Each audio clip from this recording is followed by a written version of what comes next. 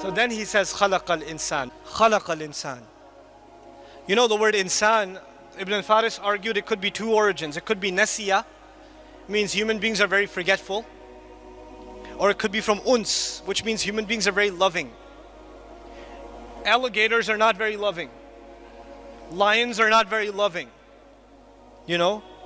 Other animals, they have some love, but not like human beings. We can even show love to other animals. We can show love to other human beings. We can show love to strangers, right? We have that ability. So we have uns in us. They are wahsh and we are uns.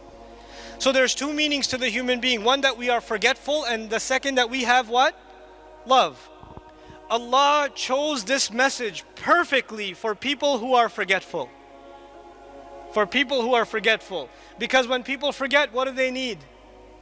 Reminder. And one of the names of the Quran is reminder. In huwa illa dhikrun. Kalla innaha tadhkira. Wa dhakkir bil Quran man yakhafu wa'id.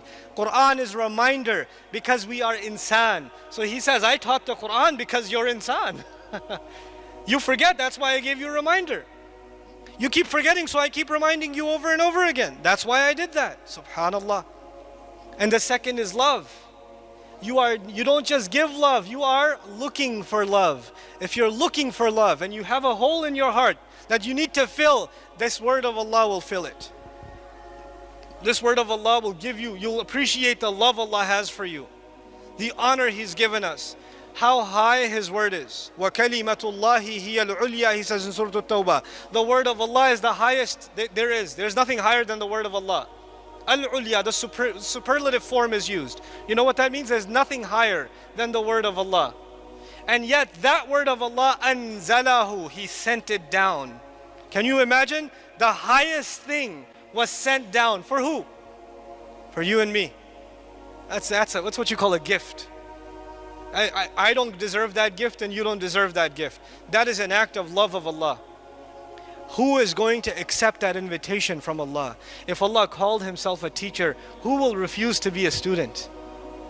You know? And if you start now, I don't care if you're 70 or 7, if you turn to Allah and say, Ya Allah, I want to learn your book.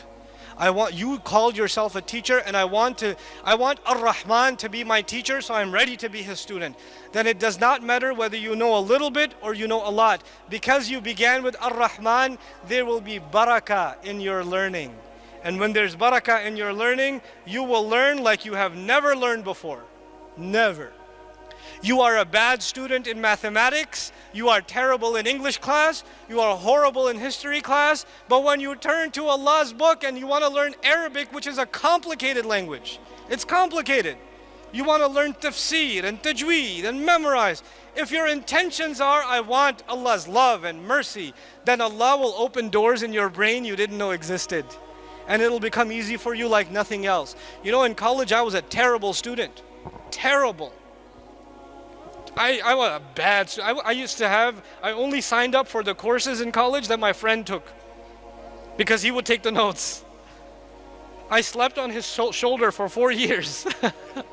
You know, I also have a lot of elbow marks on my arm because he tried to wake me up. I was a terrible student. But when I started learning Quran and Arabic, I did not have to review twice.